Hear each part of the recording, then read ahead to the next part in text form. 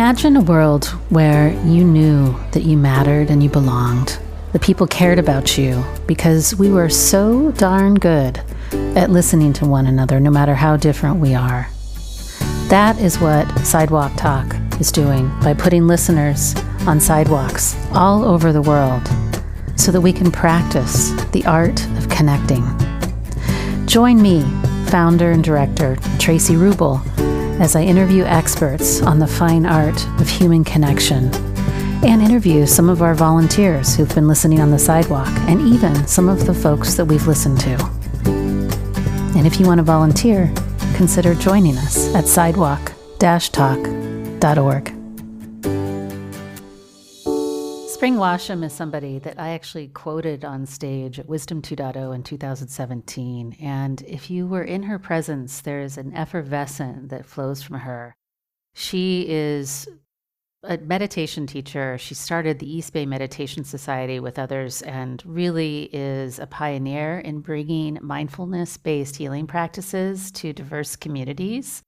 And I find this conversation to be one that is so sweet, but fierce, no pun intended. Her book is called A Fierce Heart, because there are these jewels in this conversation. And my favorite is that I asked her a question in these hard times. What do we do? And she said something that I was not expecting her to say. And you'll just have to listen to the whole conversation. But I'm so excited to really bring to you someone that I admire deeply, Spring Washam.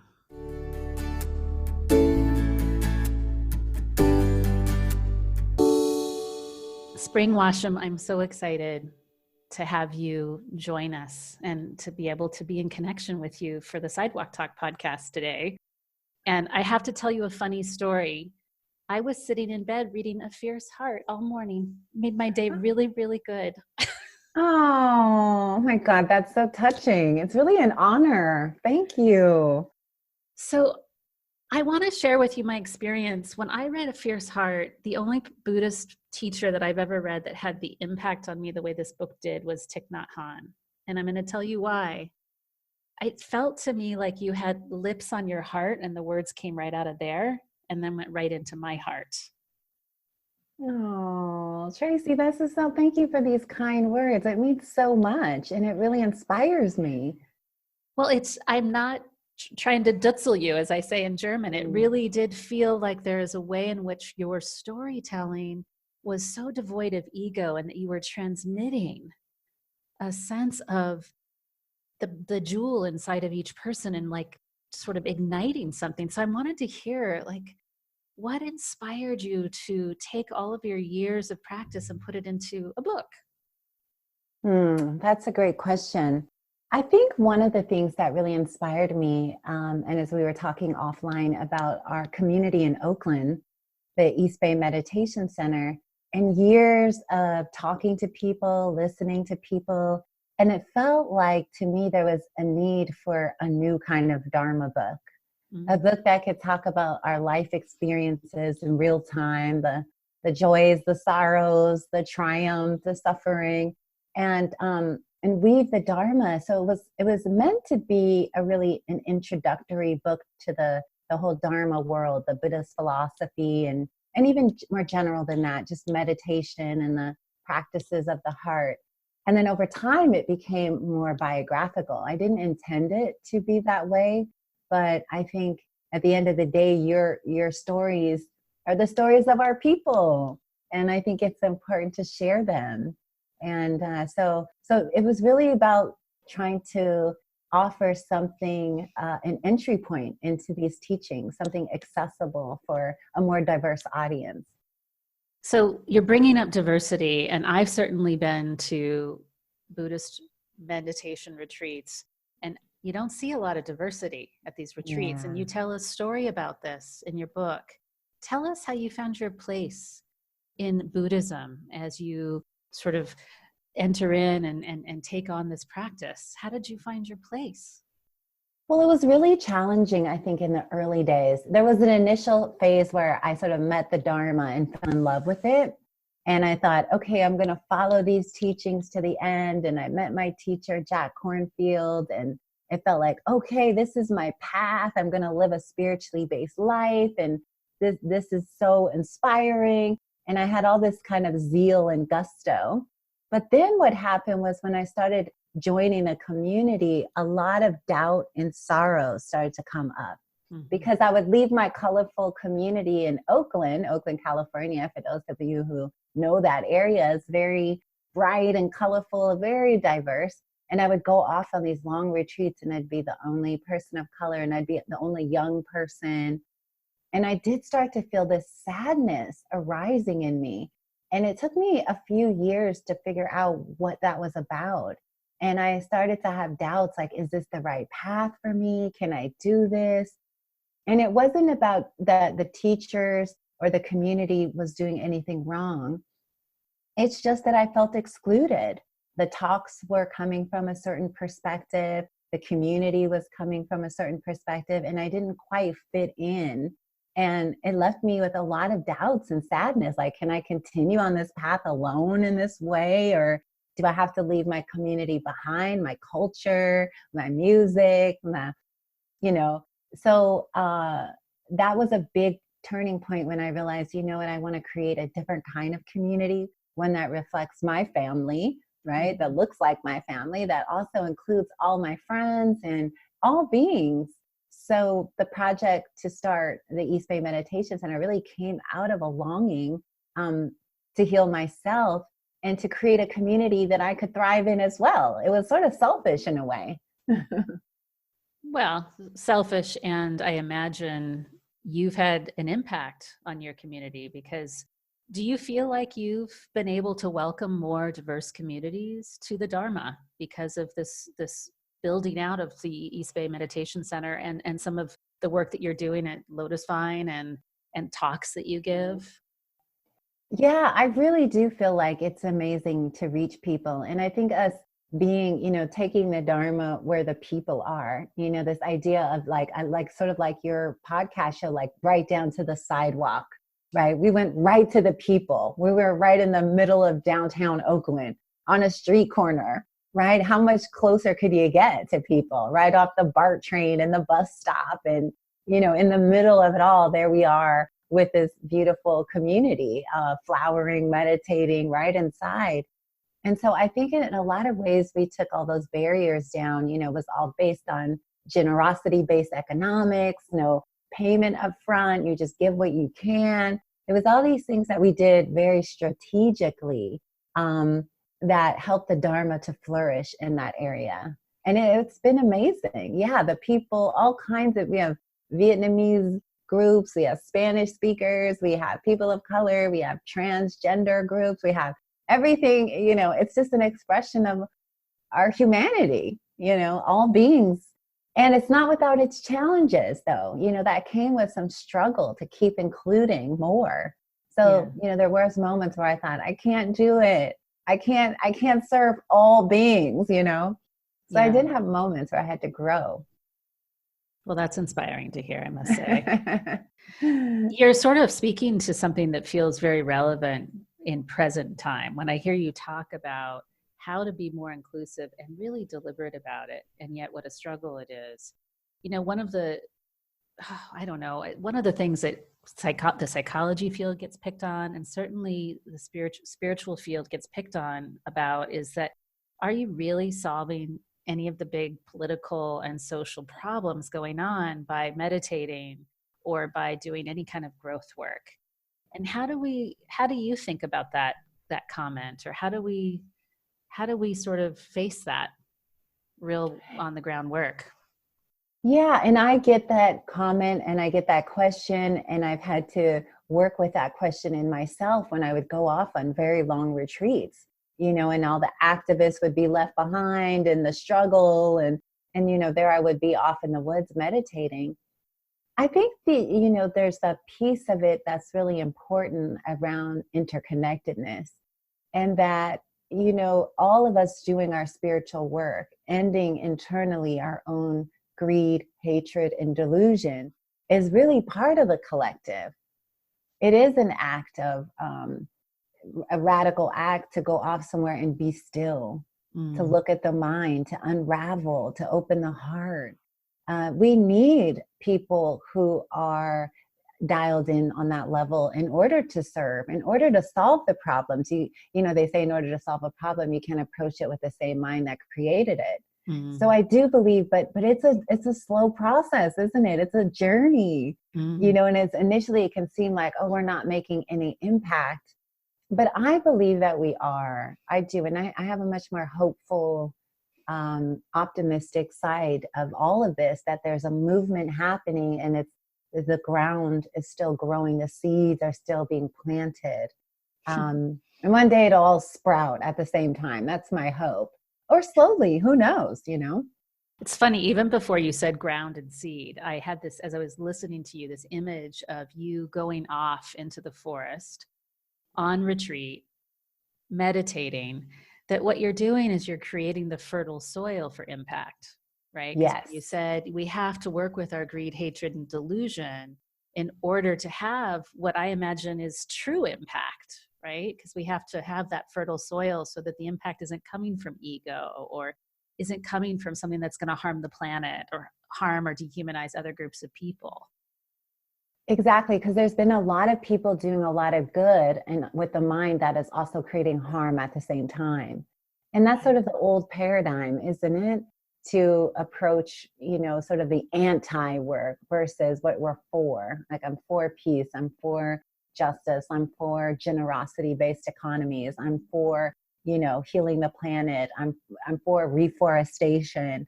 It's sort of the shift there is an important one, sort of the inner, and it reflects our inner mind state. Only good, you know, everything comes out of the roots, the seeds that we're planting for ourselves. Yeah. Yeah. You know, there's a story in your book that it also reminds me of, you know, going off to the forest. Like right after this last presidential election in the United States, when Donald Trump was elected, you were meditating when a riot broke out. I know. Yes. And so I'm just so curious to hear how this, I'm sort of using the fierce heart metaphor from your book, how cultivating a fierce heart and sitting still while that's going on, how do you think that ripples out? Yeah, I mean, that was certainly an unplanned moment. I mean, we had the election, right? We didn't say, let's go meditate in the middle of a riot. You know, these things just happen. You find yourself in these situations, and then you're like, okay, you know, all right, everybody. So it did happen. The election was on a Tuesday, and there I am. I ended up having a schedule where for the next 4 days in a row, I was teaching huge evening classes and day-long classes in downtown Oakland at our center. So of course, and it just happened to be a Thursday night. The election was Tuesday. Thursday night comes. That was our regular night for communities of color. And there was 200 people piled in, and everybody looked so upset. And as so I'm trying to think of what can be inspiring. And as we're meditating, right, I can hear helicopters and police yelling, and it's getting noisier, and then a volunteer, and it was so hot in the room, literally the heat was unbearable, so we had opened some windows, and the tear gas was coming in, and so people were saying, we need to shut them. And so what do I say in that moment?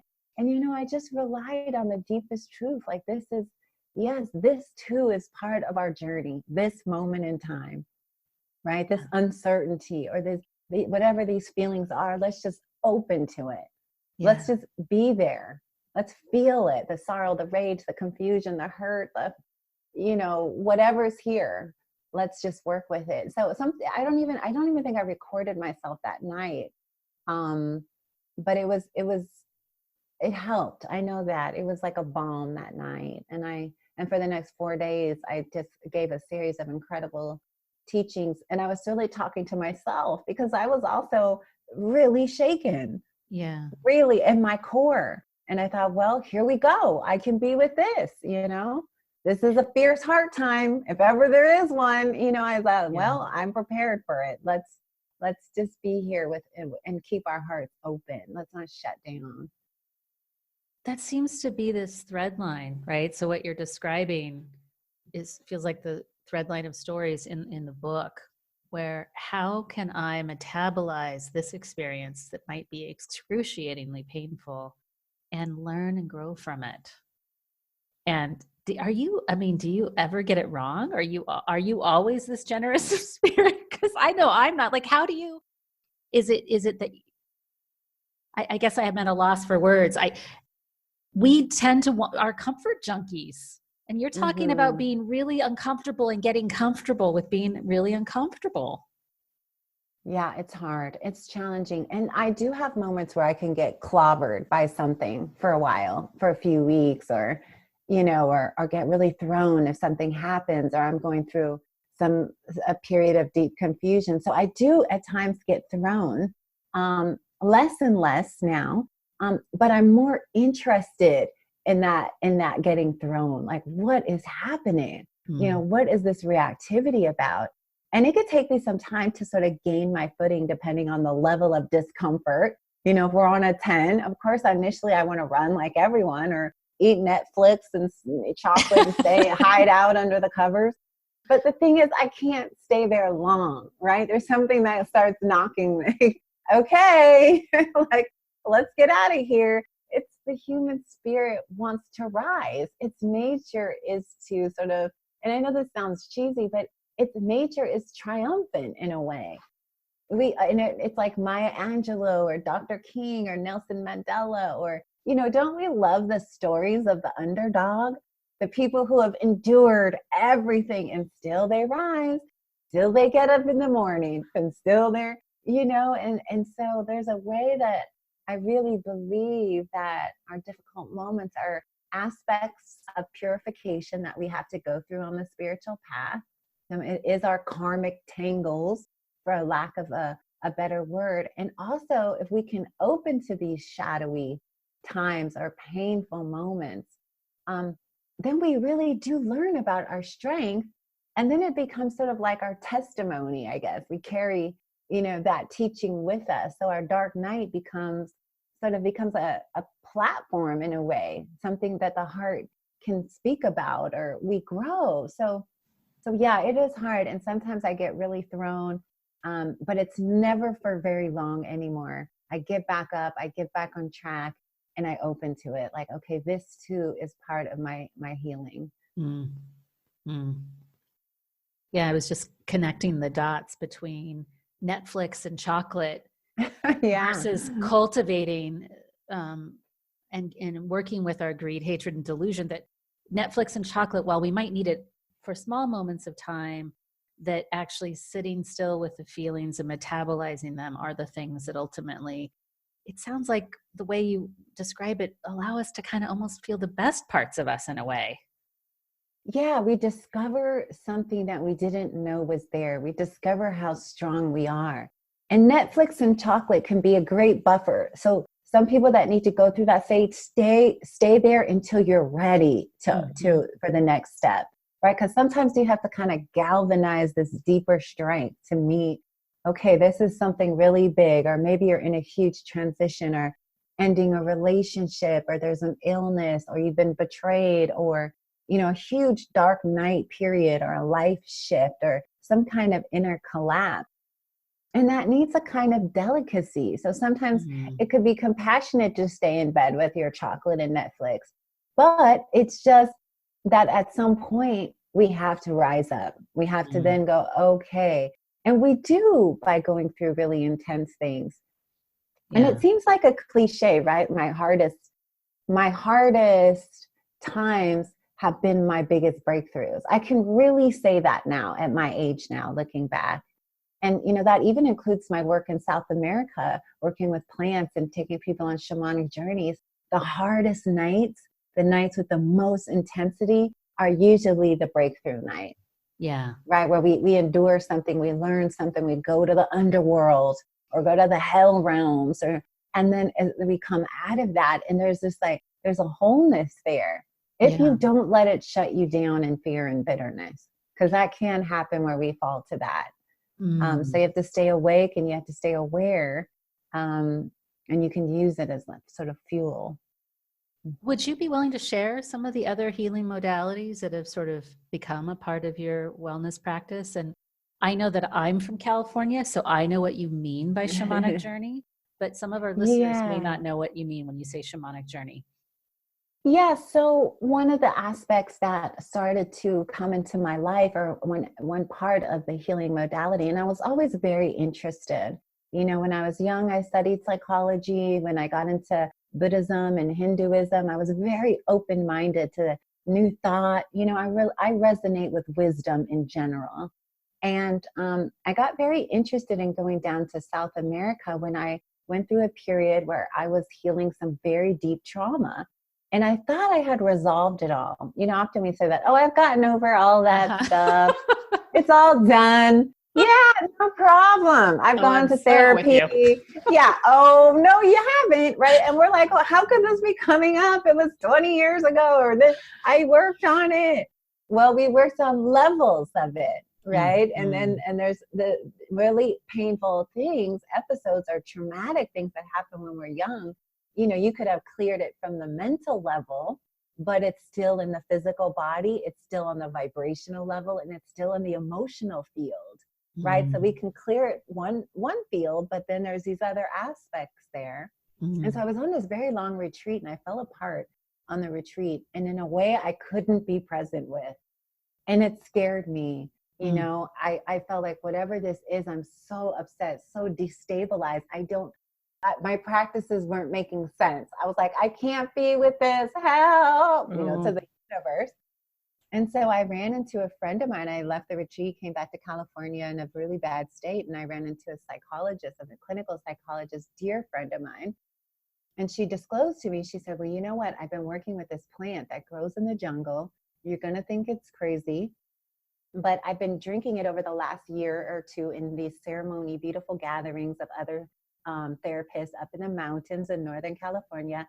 And it has been so effective. And I want to share it with you.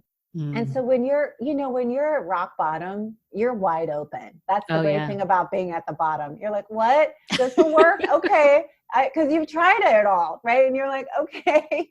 All you have left is your prayers in those moments. So you're just praying to the cosmos, the divine, like, send out a rescue boat, please. And so that's kind of how that was presented to me. So I went, and I understood more in that ceremony, and working primarily with plant-based medicine, and taken in a sacred way there was a shaman there and a really safe group of people. And we were meditating, and there was music, and I understood more about myself in that night than I had understood in years. Wow. And so that sparked my curiosity, and I immediately started going to Peru and started going to the Amazon and meeting indigenous healers, specifically interested in working with female maestras and learning about plant pharmacology. Similar to how you would study Ayurvedic medicine or you would study Chinese medicine, you know, plants are alive. And so I was very interested in Amazonian plants. And that has sparked a lifelong pathway opening up for me now of taking groups down to the jungle, merging Buddhism and working with plant spirit medicine, and doing really deep healing work, because I was able to really move through so much of my trauma and get to a much better place much quicker. So when I say shamanism, that's kind of what I'm referring to. But there's also degrees and different schools of shamanism. Native Americans have a channel. There could be also Siberian shaman. You know, there's a lot of different aspects of it. But what we mean is working between worlds, working on the energetic levels. Yeah, this is beautiful. As you integrate pieces from other cultures, right? How is it that you are ginger and gentle of the roots of this particular teaching that's not from your native culture? Yeah, I mean, you know, for me, everything I have utilized that I have followed lineages, rather it's the Buddhist lineage, wasn't my, you know, I wasn't born into that. I was exposed to it and felt a deep affection And I try my best, even with the Buddhist lineage and the Amazonian lineage, to honor the tradition, to honor the roots of it. Mm-hmm. And that's like, I think that's one thing that drew me to going and working with the indigenous people, learning it from that perspective first. Yeah. Growing, steeping myself in that knowledge. I even spent a year living in the jungle, apprenticing, deep in the forest, learning how plants are healing, how to help people with treatment, how to understand more about this process of the shamanic side and energy.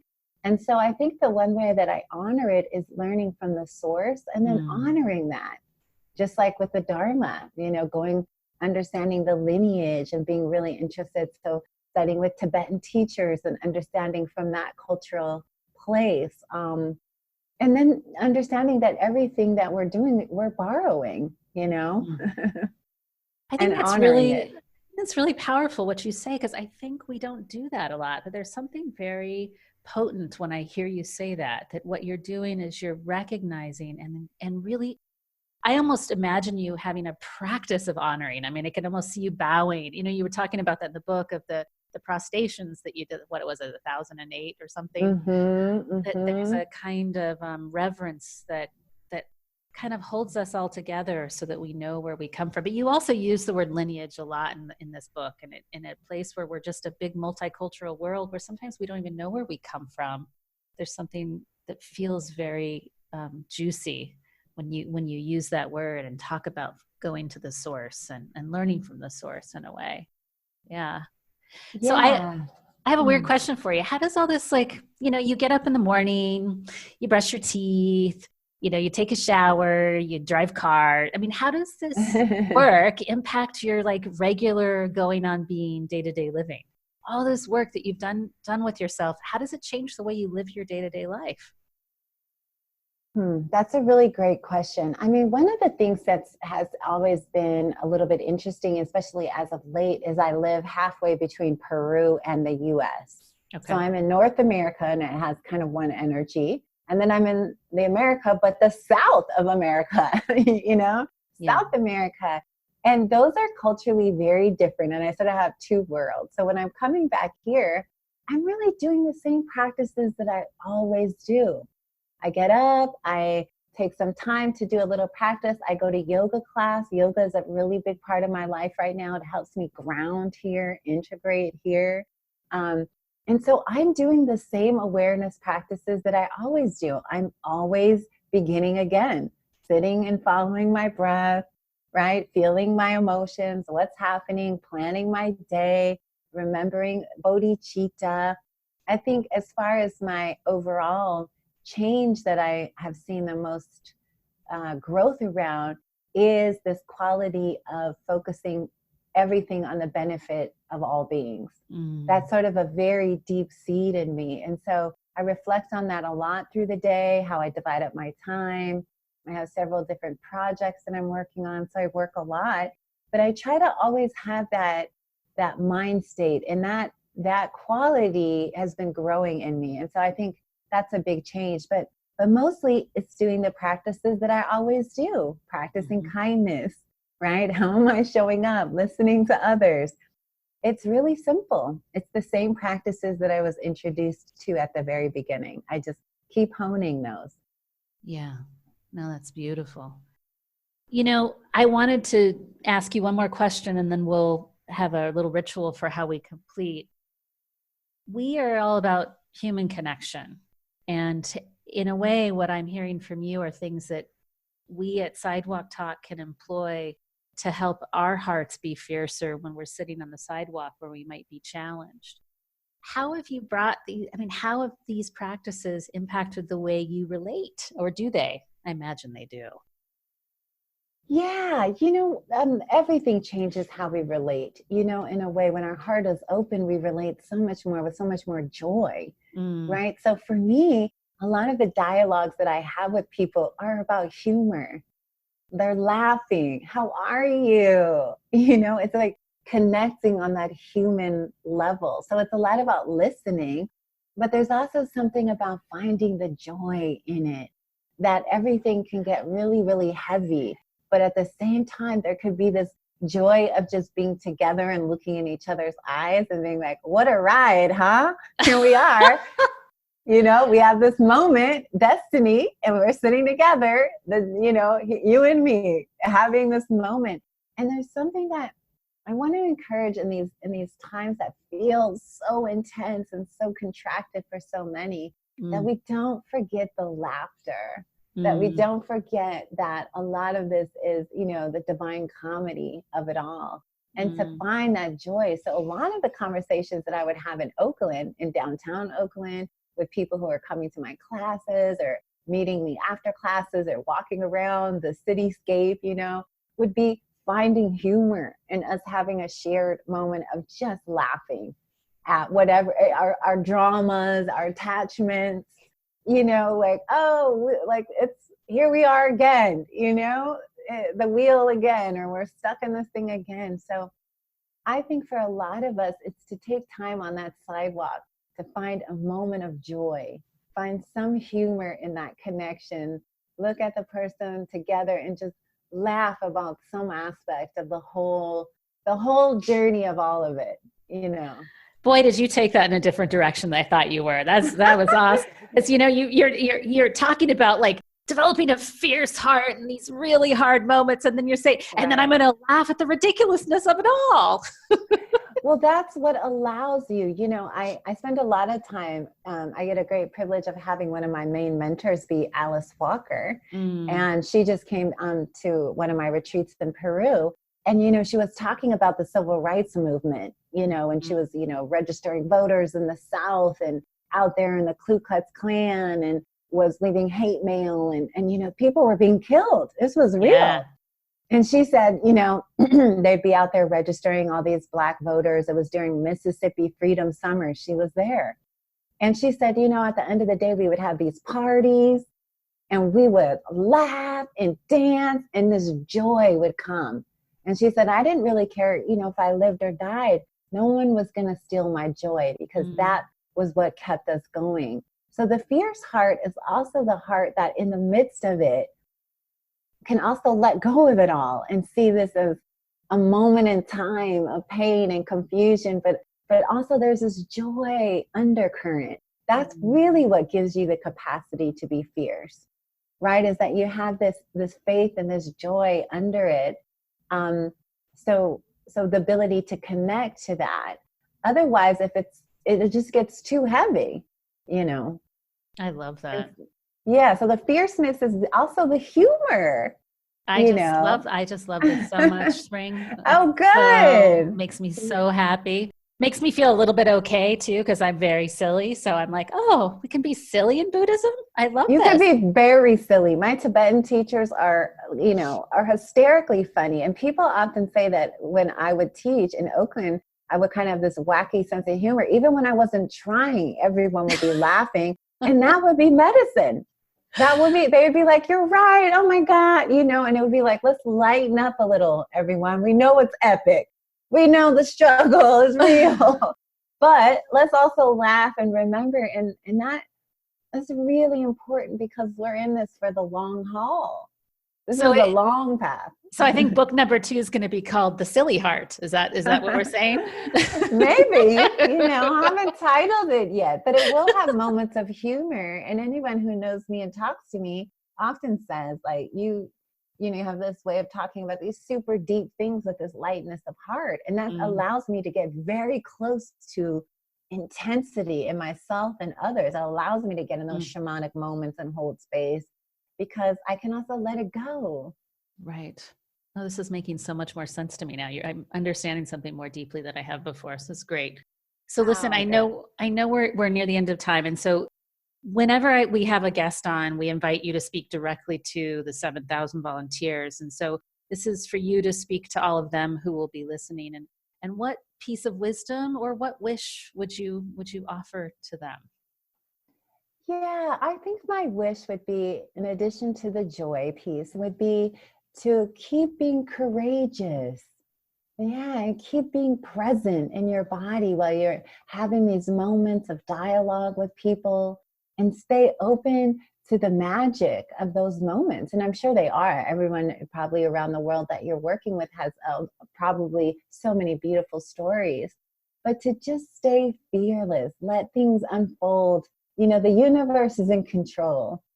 And there's a way that when we just open fully and let go of any need to control anything, and we're just in the moment with boundaries, of course. But we let go into that. So the sense of being really fearless with it, allow yourself to be intimate with people, to see them, to look in their eyes, and allow yourself to be seen. Beautiful. Thank you so much for your generous time, and thank you for all the work that you do in the world. You are definitely an inspiration, Spring. Oh, thank you, Tracy, and you as well. And may this project thrive and grow and be a benefit to all beings everywhere. Thank you. Thank you. Bye. Bye-bye. Thank you for being here and listening to this episode of the Sidewalk Talk podcast. If you like what you heard, tell your friends, tell your family, like and comment on the podcast publisher that you're listening from, and subscribe. This will help us get the word out about changing our culture to one of connection.